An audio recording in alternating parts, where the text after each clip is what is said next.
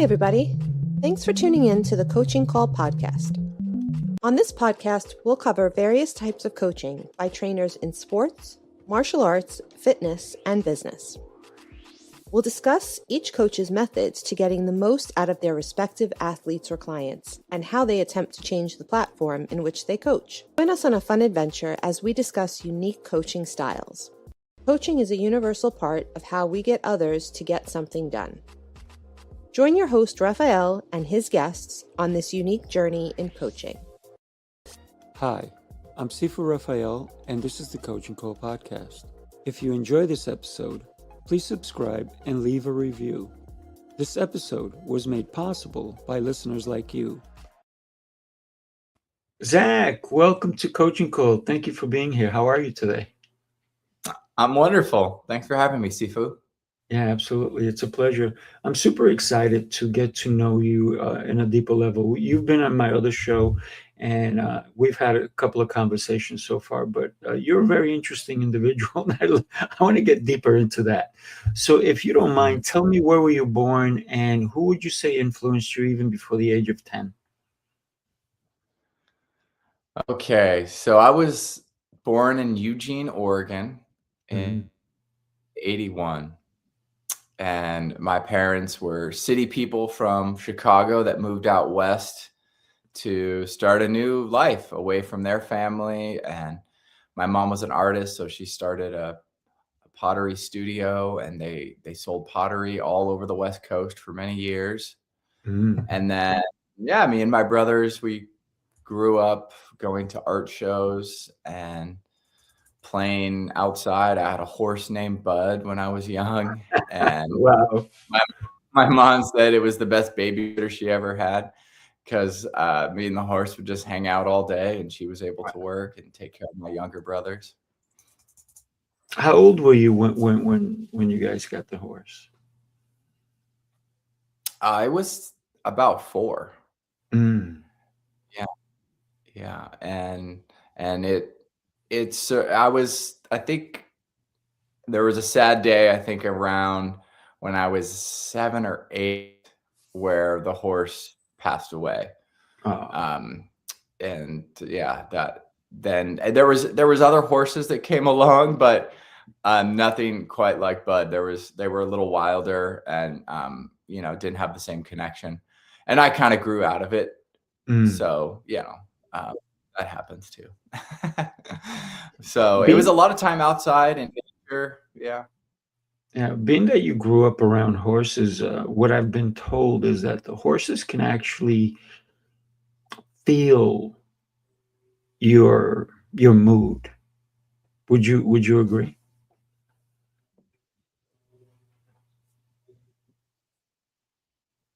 Wait, did you hear Well, me? in this case, Okay. I can hear you. Yeah, in this case, I think me and Bud had a great relationship. There was this book that I read as a kid, and there was a boy that was trying to get on his horse, and he tried all these different ways to get on the horse. He tried to get on by bringing the horse close to a fence, or climbing on a tree and then trying to get on the horse, and he just couldn't get on the horse until he figured out how, when the horse was eating grass, grabbing the horse by the neck, and then the horse would lift him up, and then he'd get on the horse. And so the next morning I tried that, and it was successful. Pretty cool trick, right? So you probably just shared something that other people can start using. Yeah, I think the little kids, for sure, if they're watching, they could do that. Yes. Yeah, pretty cool. So talk to me about you. You talked about your brother, right? Who was older, you or him? So I was the oldest brother, and I have 2 younger brothers. So I'm 3 years older and 5 years older than my younger brothers. Gotcha. And yeah, and my parents, we have the last name Smith, so they really wanted to give us something more unique, I think. And so our middle names are all kind of, more unique. So I'm Zachary Bonaventure, and then my my younger brother is Belvedere, his middle name, and Beaumont is my youngest brother's middle name. And they all mean something. So Bonaventure means good ventures through life. At least that's what I was always told. And my middle brother Belvedere means beautiful view. And then my youngest brother, like strong mountain. And so, yeah, it just kind of gave us a little bit of, and ironically, yeah, Bonaventure is kind of a common name for the travel world and stuff. So that's kind of weird. And then my youngest brother is a geologist. So, he kind of embodied his middle name as well. That's pretty interesting. You make me, I'm going to say something that people may not even know, and I'm going to say my middle name. And I'm going to tell you how I got it, right? It's Robinson, right? And my mom loved Robinson Crusoe as an explorer looking deep. Yeah. So think of that. So maybe that's where I get that. I always look deep. I always want to know more. I am an explorer. So there is something to it, isn't there? I think so. When you hear it enough growing up, it sometimes seeps into your character. I think. I don't know. Maybe. We might have just found something here as we both explore, right? So what was life like school-wise for you?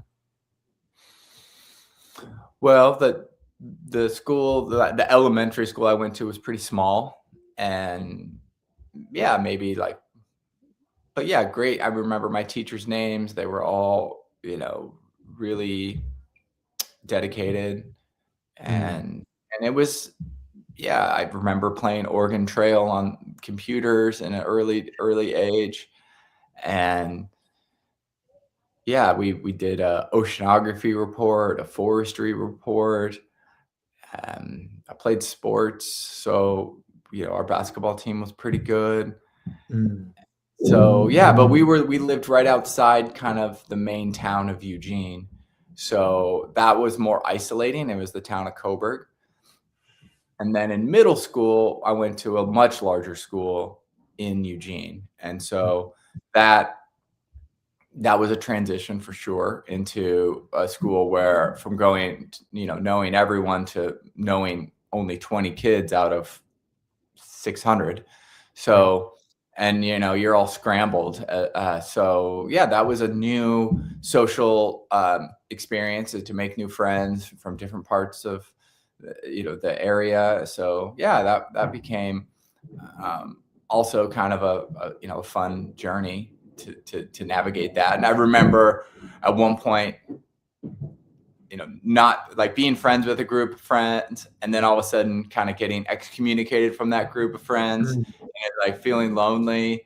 And then me and a couple other friends became closer, and then we became one large friend group again. So it was just, I remember those dynamics, and probably common in that age. Gotcha. Yeah. So you talked about travel. When was the first time you traveled out of that area? What was that like? What were you thinking? Who took you? Or was it by yourself? Was it your parents? What was that first time you left? The very first time I left, like, the country, was in high school, actually. A family friend invited me to join them to go to Mexico. And so we had a spring break experience there, and that was very typical resort experience. And I was 18 at the time, so you could go out and drink a beer, which was like a big deal.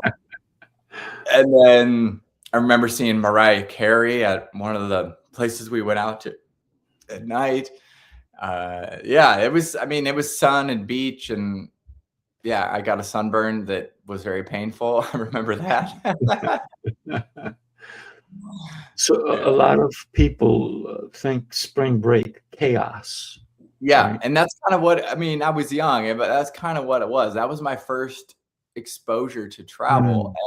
Mm, It very much what felt like, oh, this is a party and this is drinking. Not that the family that I went with was into right. that, but that was just the atmosphere that we found ourselves in, frankly. Mm, And so it was very much, I think that the English and Australians, they have better terminology for this. It's holiday.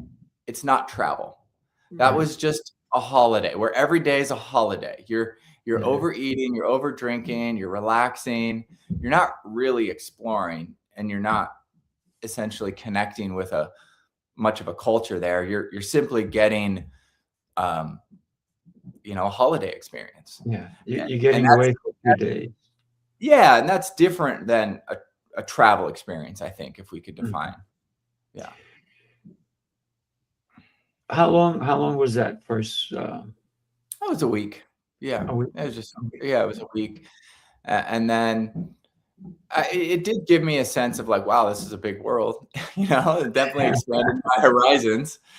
And then I would say in college, I did a couple road trips where I, went around the West Coast. And then I did a study abroad in Europe, and that was my second time international. So I chose Vienna because on a Mm, map, it's kind of the center of Europe. You can get to the Eastern Europe really easily. You can get south, you can go west. So it was a strategic location for me. yeah. And Smart yeah, location. yeah, the city itself, Vienna, was very clean, very, very nice. I didn't really I did a lot of intensive German language study before the trip, but I would say I still didn't love speaking the language. It was hard for me. Mhm. Spanish came much easier, actually. I started that at a younger age and had a bit more exposure and practice to that.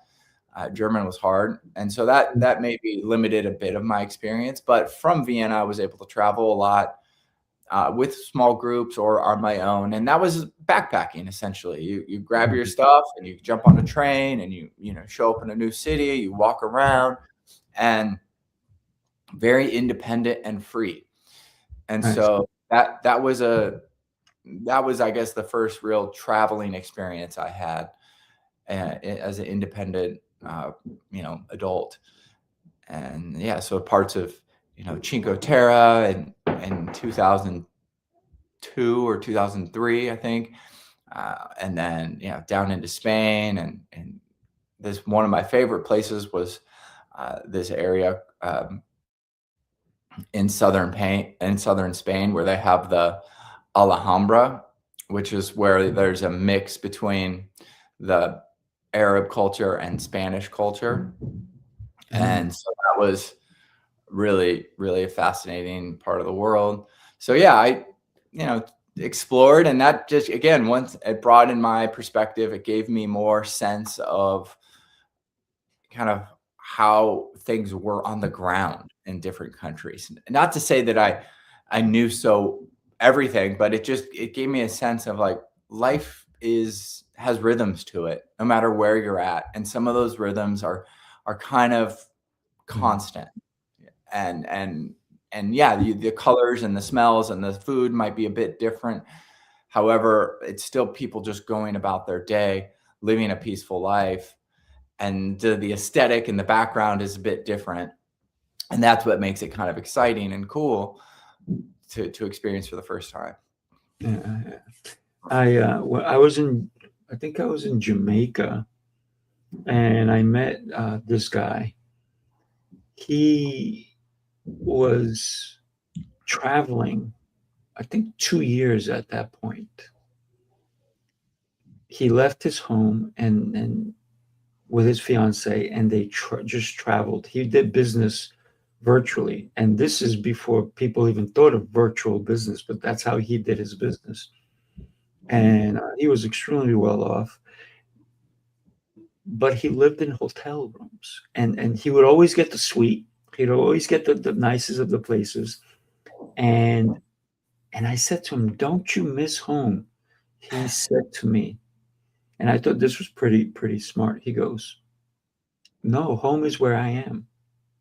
Wherever I go, I make it my home."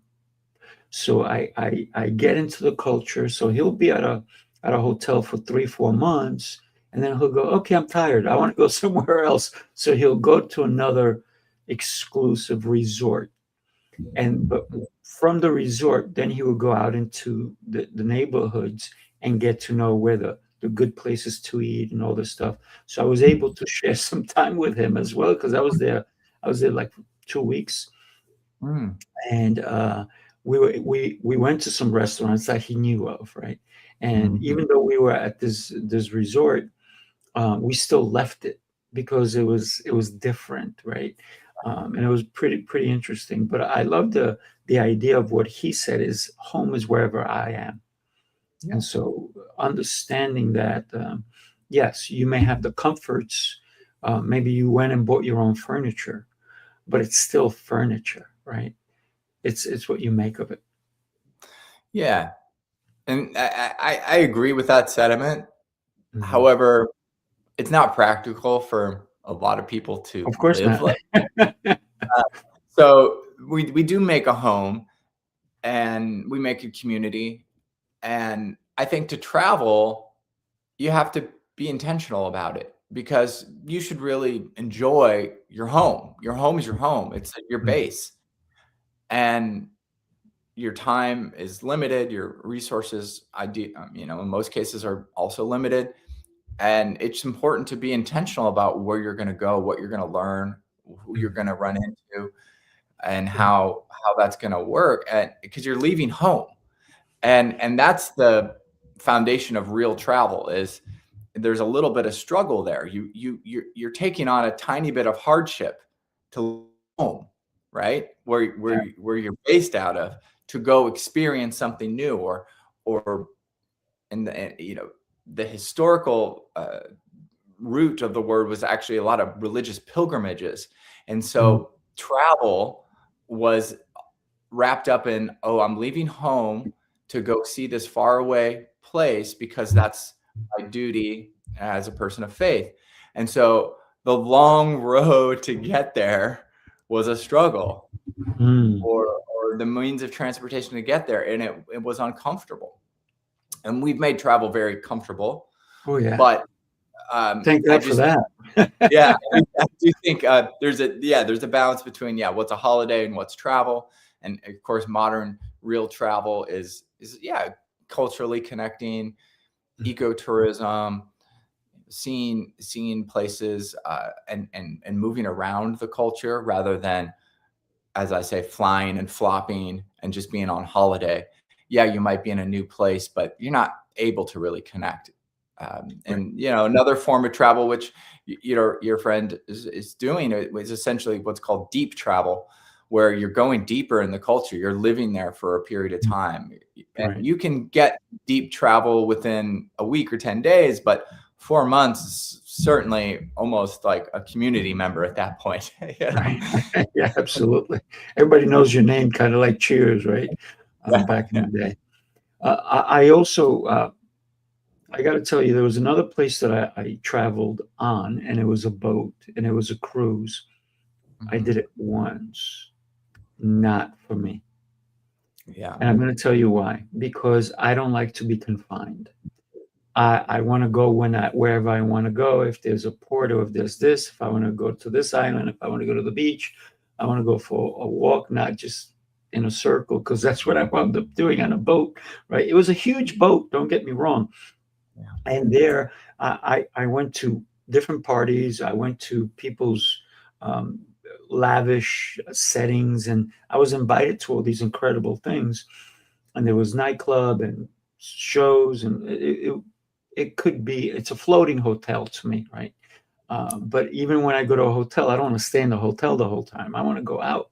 Um, but the interesting thing is that one of the gentlemen that I met there, him and his wife were living there, and they actually had sold their house, and they said it's better for us to live here and it's cheaper than paying a mortgage, and it was better for them, and they got to travel the world, if you want, wherever that cruise ship was going, and they got to meet a ton of different people. And this is why he's the one that invited me to come up and have this party at his facility. And it was interesting. It was a lot of fun. We met a lot of people. Uh, but he enjoyed that, living away from home, but now he made it his home. And then he would introduce himself to other people, and then have a gathering so he can Yeah. share time with them. So it was pretty interesting, but not something and I've been offered to go on cruises. People said, "Oh, you don't have to pay. You don't have to do anything." I'm like, I don't have to go either. So I'm not going. Well, What are your yeah. thoughts on cruises? Because I know Well, this is one of the things that we've spoken about. first of all, they are large malls, hotel resorts, and it's a closed system, as you said. You're in that system, Mhm. and there's a lot of stimulation and entertainment and noise, and you just can't escape it. And I think, like your friend, maybe if you're very, very social and you just think it's the greatest place on earth, kind of like Disneyland, some people think it is the greatest place on earth. They love it. They want to live it every day. Right. That's fine. It's just not travel. And the other thing about cruises is, for the ports that they enter, they market, oh, wow, you're going to go visit all these places. However, okay, when the ship stops, there's what, a couple thousand people that all need to get off the boat. And Mm. how far do they really go? They just go to this small little circuit. They're not really experiencing anything in that place or culture, yet it's Right. being marketed to them. They're stuck in a line to get off the boat. They're stuck in a line to get back on the boat. Mm. They're going to the same little souvenir shops or whatever. So it's to me, it's a very destructive industry. Mm. A lot of pollution that goes along with it, and again, it's not a good deal for the main hook, like the cultures that they're trying to say, hey, you're going to go to Croatia and Greece and all these places all at once, and it's like, no, you're kind of not, because you're just got a couple hours there and you're in this herd the whole time. Right. That's not experiencing Greece in any way. So I think it's it's a system that I think is problematic, Mm. and yeah, but it's very popular, and I just think there needs to be a very clear definition that it is not travel. It Yeah. it is a it is a floating hotel, and there's just conveniences that come with that, Yeah. but there's not really a broad set of experiences. There's a closed series of experiences that you can have. Absolutely. I call And it confinement. yeah, right. So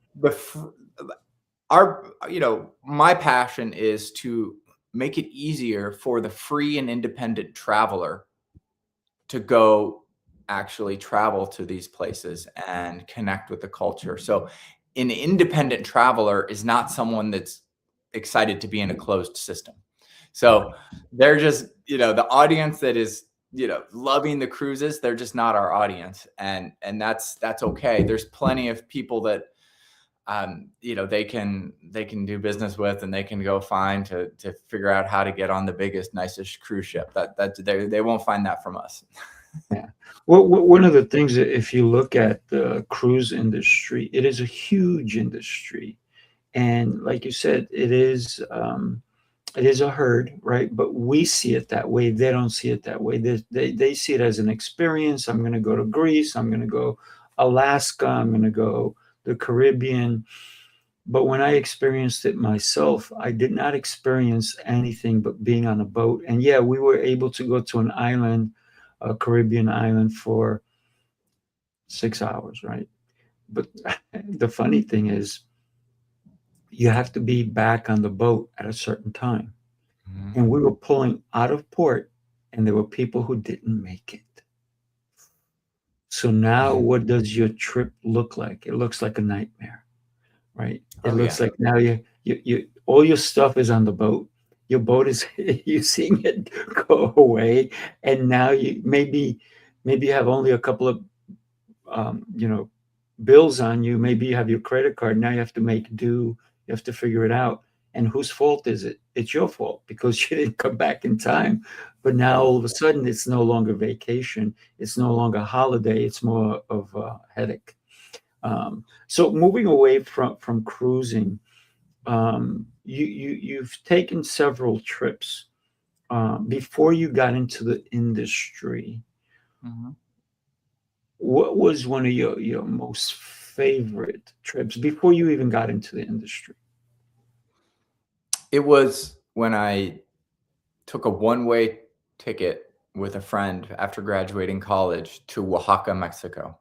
Mm, It was December 2004, so the days were getting shorter up in the mm, Northwest, and it was wet and rainy, and there was sunshine and tacos down in Oaxaca.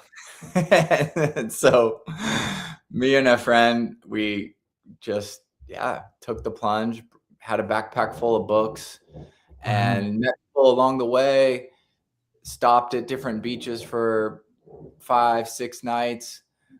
There was one beach we found called Mazunte, and we stayed there for, I think, almost 2 weeks. We had a Mm, little villa on the mountain, and we just body surfed and, drank passion fruit smoothies and yeah, just sampled local tacos. It was wonderful. mhm, So yeah, and that really kind of relaxed me, I would say. mm, Um, and and it gave me this sense that, wow, this is a region that is really enjoyable for a free and independent traveler because the people are so nice. There's good food all over the place, and I was just excited about continuing and exploring the next village and the next town, and we continued making our way all the way through Central America. So we oh stopped my. we stopped in Guatemala, we stopped in Nicaragua, we stopped in Costa Rica. I made my way down to Panama. Mm, So it was a real long experience where I could sense the differences as we moved through the cultures. But again, there was a thread of common language and general safety. I never really felt unsafe. There was one night we were in San Salvador City at night at a bus station, and that was a little seedy. I wouldn't recommend that for families.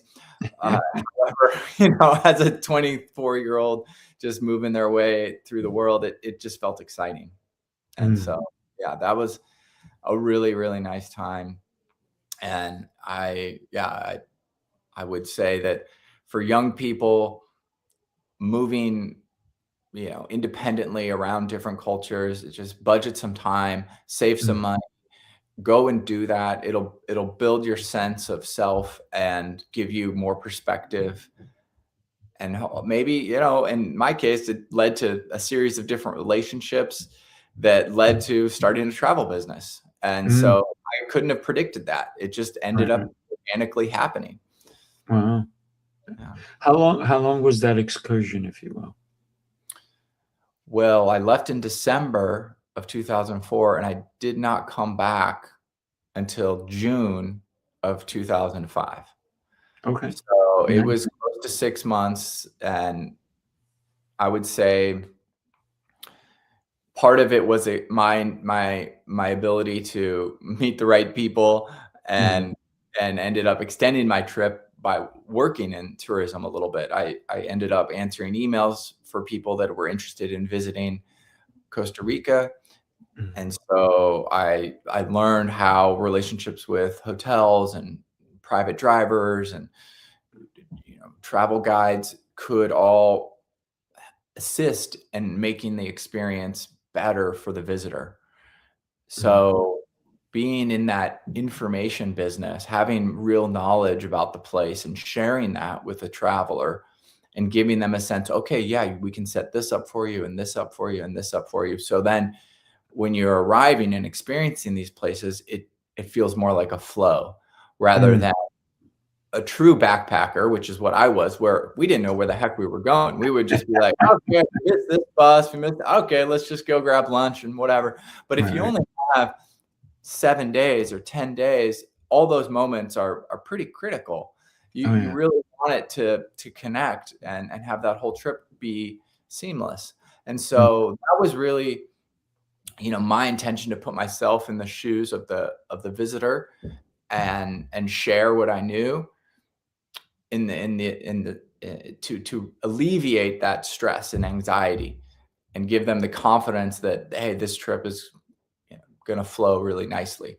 So that was always something to improve on. And there was so many things that we could do over time to broaden all the services we could execute and get better at communicating with the visitor, how to use our network in the most advantageous way for them.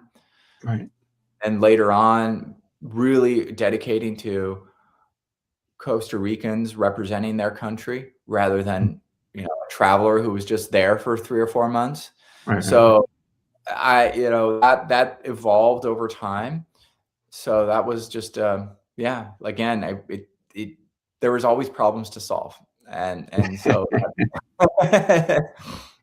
Yeah, it's interesting when there are problems to solve that we can either just think it's a problem, or we can say, hey, the solution is going to be fun. Let me figure it out, right? Sure. Well, yeah, and in some cases, this is, skipping ahead a little bit, but when I was starting a business down in Costa Rica, and we had a really great manager, but he had been taught that I need to bring solutions. And I said, I want to know what the problem is so we can help craft the best solution. If you hide problems from me, I can't help build a solution so it's no longer a problem. Correct. Or, I can't understand it and give us a policy choice in order to improve it. So that was a cultural thing that had to kind of really, work on, that person and other people in particular to just, be open about the problems. What's bothering you? Tell, unearth the things that are annoying and stressful. So we help alleviate that. Yeah. It's interesting that, that December in 2004 culminated to you starting a business. When did you truly realize that this is what I'm going to be doing? Was it somebody said something? Was it a moment in time? Was it you saying, hey, now I'm coming back home. Now I want to do this more and I want to help people get into it? Tell us about that. Yeah, the moment is very clear in my mind. So I was with this French Canadian named Jacques up at the top of the Continental Divide in Monteverde, overlooking Lake Arenal and the Arenal volcano, taking photos as lava was coming out of this volcano. Oh my goodness. Every 20 minutes it would come down. We're taking pictures, and I had been working for Jacques for about a month at this point, maybe even less. And we were friends and communicating. And I said, I think this business has a lot of potential. And he says, oh, yes. There should be 6 or 7 owners, and we just each work 3 or 4 months, and then we go travel the rest of the time. He had this very romantic idea about it. And I said, I don't know if that's going to be feasible. And, but he said, well, why don't you go ahead and study the numbers from the last few years? And I think I have a number in my head that would be good for me. And so I just, in my own time, looked up a Microsoft Access database and got everything into Excel, and then looked at all the reservations that had been processed over the last few years, which were just manual entries onto different sheets. And so I started really getting a sense of the business. And, but it was that night with him that I was like, I can do this. And he's willing to sell. And I don't know how I'm going to figure it out, but I'm going to try. And so that became a really, in my own time, I learned the numbers. And then I was in another town, actually, in an aerial tram going through the rainforest. And I hadn't told anyone about my plan. There was, of course, my friends and family back home. I didn't tell them anything. There was other employees and working for Jacques. I couldn't tell them what I was up to, what I was thinking about. But here I am on this aerial tram going up, and there's a couple across from me, and they say, hey, what are you up to? And I was like, maybe I should tell this person. Why not? And I said, I'm thinking about, getting involved in the tourism business here in Costa Rica. And that ended up turning into my business partner. Oh, honey. Hello. Hi. Hello. How are you? Rob is busy, honey. You got to go to school. Go with mama, please. Go learn some good stuff. Yeah, but that was just really a life-changing moment, because that, person on the other side of the aerial tram was open to, starting a business also, and happened to be a software engineer, which I knew I needed a technology partner. So it ended up just being a perfect match at the right time. And I just think that. Wait a minute. Are you telling me you found your partner in a tram? Yeah, not only that, the first person I uttered the words to. Wow. It's nuts. I know, it's weird. Yeah. So and you didn't not know this person at all? No, he was on a package trip visiting 3 places and with his wife at the time, and just happened to be there. That's it. And after the aerial tram, he said, hey, we should stay in touch. And I said, sure, why not? I mean, I knew that I could find a technology partner somewhere along the line. I had an okay network back home. I would have figured it out. But this person ended up being, honestly, the best partner, and has dedicated so much time and energy to building the platform to execute on the promise of traveling stress-free and being able to coordinate all the itinerary planning and stuff. There's a lot of data and information, actually, that just needs to be structured. Of course. As people are moving through space and time, and we're involving all these third parties to show up at the right time. So there's a lot of coordination, and he just kept on grinding and grinding and grinding. And yeah, so it's evolved over the last almost 20 years now. Yeah. So it's been 20 years. Look at that. Yeah. When you, so you bought the business from Jacko? Yeah, I did. It was, I actually went back to Costa Rica I wrote a business. So first of all, I left Costa Rica in June, and Jack and I had a handshake deal that I would come back. I didn't know when I'd come back. I didn't know, how long it would take me to raise some money. I had no idea. So I came back home. I just actually got to work painting houses to earn some money with my brothers. It's sort of a thing you can do in the Northwest if you have if you're willing to hustle. And my dad actually lined up a few jobs for us. So, we would paint one house and then the neighbor would be like, you guys are doing great. Well, I want to paint my house. So it just all really cool that way. And then at night, I was writing a business plan in the coffee shops, learning about tourism, learning about, what the positioning of the business was. I shared it with my uncle, who was an executive. He helped me refine it a little bit, shared it with a local banker. He's like, this sounds really interesting, but we're not going to touch it. So ended up, getting some promissory notes from friends and family. And then my parents made a sacrifice. They put a mortgage on, refinanced their house, and was able to pull out a little bit of money for me. And so it was really my mom who said, hey, if we're not going to bet on our kids, what are we doing? And so it was really a risk that they took.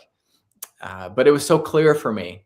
It wasn't clear to my friends that were going to grad school, and it wasn't clear to my friends that were going to med school, trying to, say, well, what are you going to do? That sounds kind of crazy. You're starting a business in Costa Rica. But at any rate, I had clarity on the positioning and the opportunity. And so I went back in December of 2005. And when I arrived, all the backpackers that were working at the business left. And there was 150 emails in the inbox piling up. And if we didn't answer those emails, then there wouldn't be a business to buy. So I had to just jump right in and communicate with all these people. I hired locals for Jacques. I didn't have a contract. I didn't buy the business from him at this point, but it was just simply a necessary thing in order to salvage the opportunity. So what was hard was I started putting in all these management practices. Business started doing really good. And Jacques is sitting back saying, this is great. And I was like, wait a minute, but we don't have a deal yet. And he is a very difficult person. I mean, love him in some ways, but very, very hard person. And I in February 2006, I had to just walk away. I said, listen, I'm not going to just get strung along here. I'm out. I'm going to go. I have some capital. I have a plan. I'm going to execute in another way. And so that was something I was willing to do. And I gave it about 10 days. I traveled a little bit around Costa Rica, and then I called Jacques back, and he said, I'm going to send a private car. Let's do the deal. I'm ready. So, so in March of 2006, we were able to, sign an agreement. And then, it was just basically a couple domains that had some web traffic and some somewhat informal relationships with hotels. So there was some cash flow that was coming in, but it was very, there was a lot of issues with how the operation was functioning. So it became, to give you an example, at the time, there was one person that could answer emails from one website, and then another person that could answer emails from another website. So there was no ability to bring more people into the organization. So there was just these 2 shifts per day that, people could work to answer emails. So again, we put in a little server and, cleaned up the office. I mean, the guy was a real mess. And so, it just was, putting in work, putting in time, cleaning up the reputation and professionalizing it. And then the real first expression of what our vision was after we kind of cleaned up those websites and got some operational practices going was anywherecostarica.com. So we launched that in 2007, and that was our first real, execution of what we wanted, which was a guidebook for the entire country, relationships around the whole country. So I went around and met hotel owner after hotel owner. I took pictures of hotel rooms. I met tour operators in different places. We expanded our private transport network. So then when we would get inquiries, we could help design a trip for all of Costa Rica. So it was a lot of publishing of information. And at the time, Google really rewarded that. So by 2008, 2009, 2010, we started getting a lot more traffic because we started ranking for our content. Oh, nice. And we were getting 10, 12,000 people a day by the time we hit 2011. So that was really exciting. And we added Panama, which was a similar model. Right.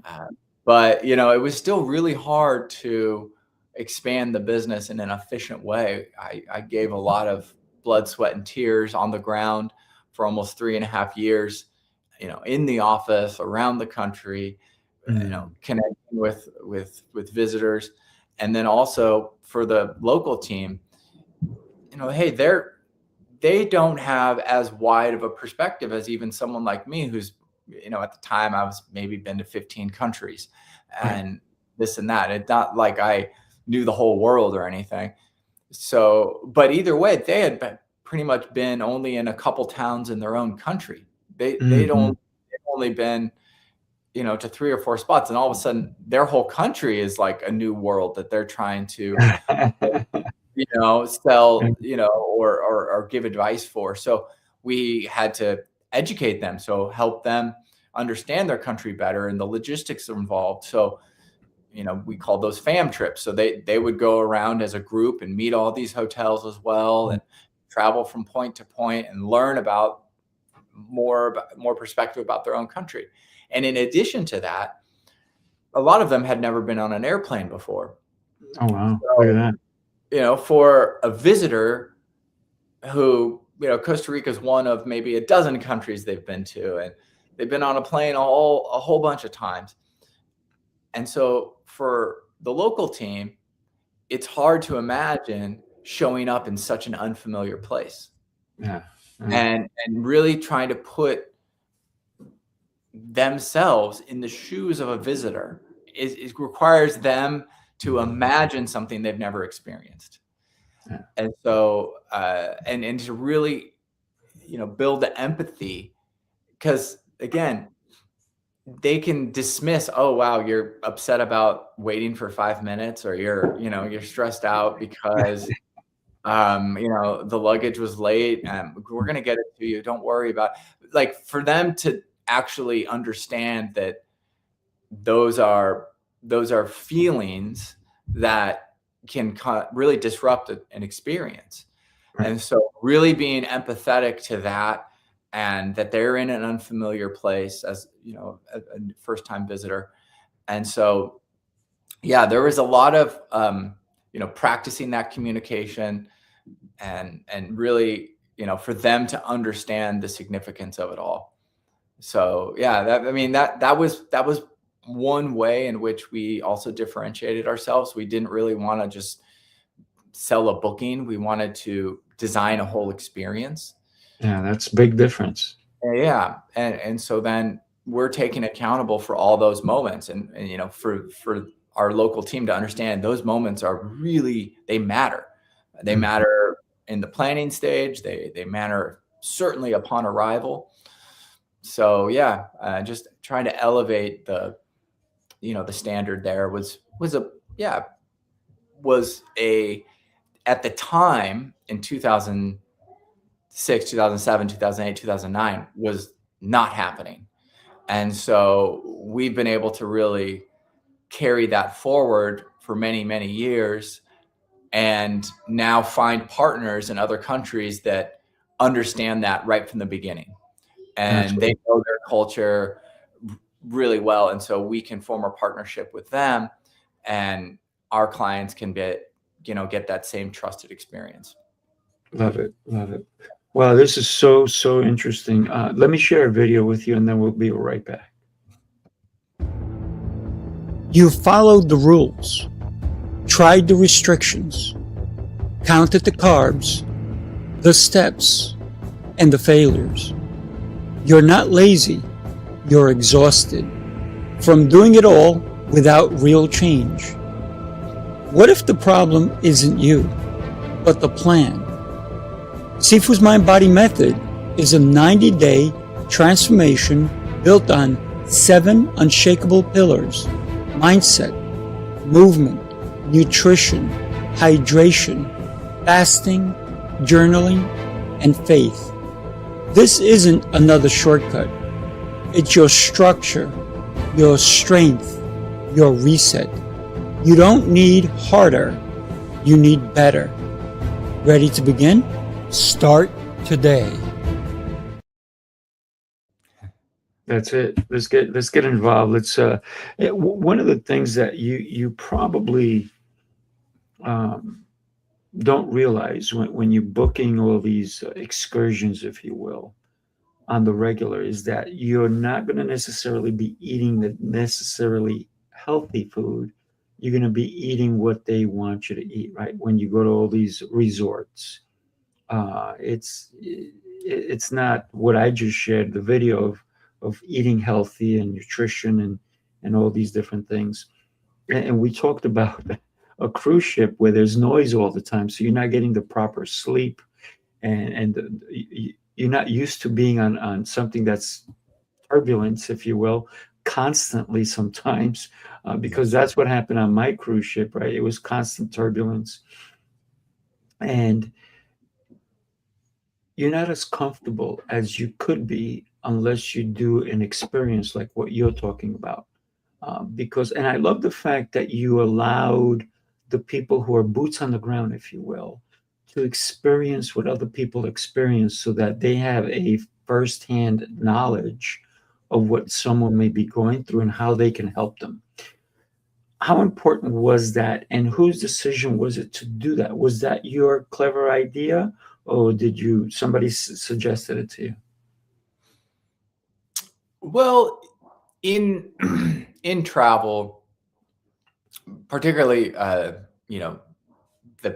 the people that are responsible for coordinating travelers and making bookings, we have a relationship with hotel owners, and we have a relationship with tour operators, and they know that it's important for our team to have perspective, and in order to better advise that visitor.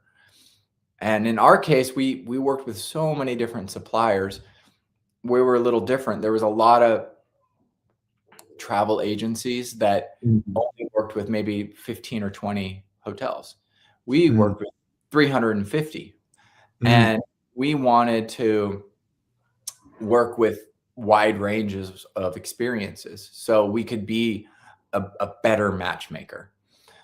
So I would say that there's this thing called low season, which, everyone gets that. But in Costa Rica, low season, it can be pretty low. And so there's not a whole lot to do. And so that's the time where we've coordinated those familiarization experiences. And so I wouldn't say that it came from me, but it just is a best practice for the sort of role that we played. Mm-hmm. It's an immersion, right? Yeah, that's right. That's right. And again, they have a good time. They're outside of the office. They're hanging out. It's a little mini vacation for them. It's work, but of course it's kind of fun to go to the beach and see different places and stay in a nice hotel, that kind of thing. Yeah. So Zach, your website, which I'm going to throw up here, right? I love it. Anywhere.com. Yeah, it's aspirational.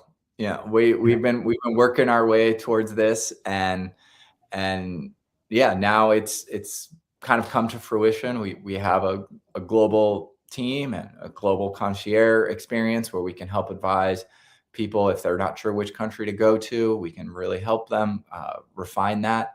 So yeah, it's been a dream to continue to bring this sort of client-centered travel to more people. Because I think the travel industry at large automates a lot of things.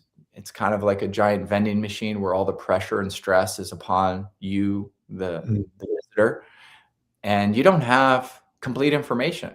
And it's really hard to get complete information. You're reading all these different websites. Now you're going into GPT, give me an itinerary for this and this and this.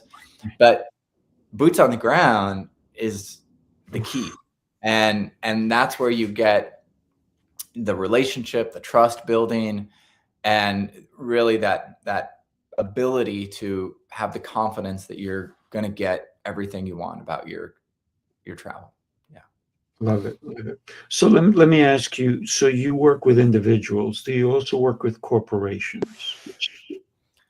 Sometimes there's retreats and things like that. I mean, a lot of the countries that we operate in, they're more leisure travel, adventure travel, and for American corporates, it's not really a great place to have a big conference, for example. Mm-hmm. However, for incentives and ways in which a leadership team might want to go and connect, then we can definitely design travel for them. We've done a number of small group retreats for people, and so that's really our bread and butter.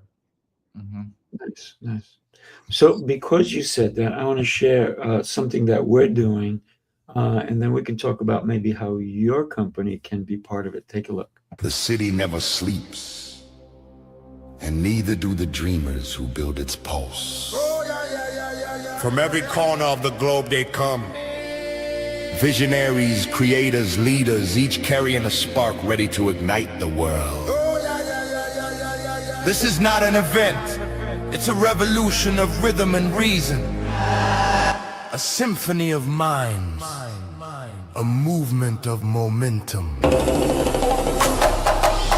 Sifu Rafael, Lancelot, Jose Escobar. Together they set the stage for brilliance.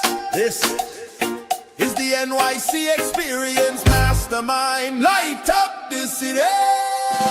They coming from the east, coming from the west. Knowledge on deck, put the truth to the test. Leaders in motion, hearts in sync, dropping wisdom so deep it'll make you think. They bring stories, sweat and flame, different faces, one shared name. Elevation, that's the sound. NYC experience, mastermind, where purpose is found.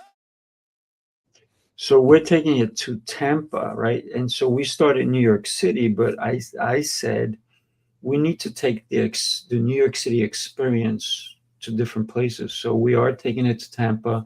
We're going to Ireland. We're going to Atlanta. We're going to different places, but we also want to take it to other countries. So we are looking at Ireland. And with an experience like that, what we're looking to do is have masterminds and curated experiences for people to experience the vibe that we bring, but also to experience the culture. And who to better help us with that than your company, right? Yeah, absolutely. And a lot of those sort of, the conference experience, picking the right environment, the right property, the right room to be in. That's a big key. Right. And then, the extensions before or after, where you're able to experience what's there in the country. And a lot of business type retreats, sometimes it's like, oh, I'm in and I'm out. So I think it would be important to encourage some of the attendees. Hey, there's this experience. There's a group of 8 that can do this after the trip. And there's a group of 10 that can do this after the trip. Or there's a group of 8 that can do this before the trip. Because oftentimes when you're in the conference and the mastermind experience, you really want to be connecting with each other. And that's the key, because there's so much value from those relationships and how they can cross-pollinate. However, kind of outside of that, it's then the values of, hey, let's celebrate and understand where we're at, what makes Ireland Ireland. Absolutely. Uh, and you said it exactly the way that we want to present it is because it becomes an experience. And I've been to so many events, and it's the like you said, you arrive, you leave, and then like I got nothing out of it. And so for us, it's the experience. I think is one of the most important parts of it, so that people can walk away with saying, not only did I learn stuff, I made connections, but the experience was amazing because they're going to take pictures, they're going to do all the different things. I mean, you saw in the video that we took people to a rooftop in New York City. I mean, isn't that amazing? And we took him to Rockefeller Center. We took him to 34th Street. We took him to by the Empire State Building. And so it is an experience, but some people who've never been to New York are like, I need to get there. Some people who haven't been to Ireland say, I've never been there, but I want to. And then I've heard other people say, I've been to Ireland so many times, but I want to go with you guys. So it makes it different, right? Mm-hmm. Yeah, absolutely. Yeah.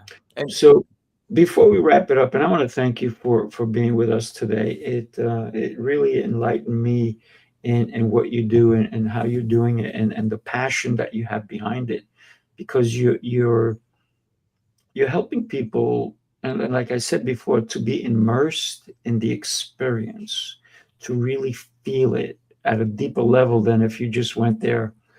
If you got onto one of these websites and you went there and you know nothing, you don't have a guide, if you will, right? So one more time, I'm going to connect you. I'll put your information on here. Tell us why anyone should go to anywhere.com. Well, if you believe that you want to be present with a culture, with people, and connect with them, then we're here to help. If you're an independent-minded, curious person that wants to control every aspect of their trip and you've been stressing out about what to do and how to figure it all out, we're here to help. So we get it. The standard that each of these clients have is very high. I mean, vacations are precious. They're expensive, and we're empathetic to that. And we want no moment of regret on this trip. That's it. I like that. No moment of regret. No missing the boat, if you will. Right. Well, listen, regret's a big word, but the truth is there's these moments, if you consider how much it costs to get to some place, and if you're wasting 3 hours here, or you don't like a hotel there, or, you had a bad meal here, those start to add up and say, wow, that was a missed opportunity. Right. So the opportunity cost of getting it wrong is pretty high in travel. Yeah, absolutely. So everybody make sure you go to anywhere.com and, talk to Zach or his crew, because you're curating more spaces, more places that people can get in touch with. So Zach, so blessed to know you. Thank you so much. Do me a favor, hang out for a minute afterwards. Everybody have yourself an exceptional day. Do me a favor, share the show with somebody. Somebody needs to hear what we talked about today. And somebody needs to go to anywhere.com. Everybody, God bless. Have a beautiful rest of your day.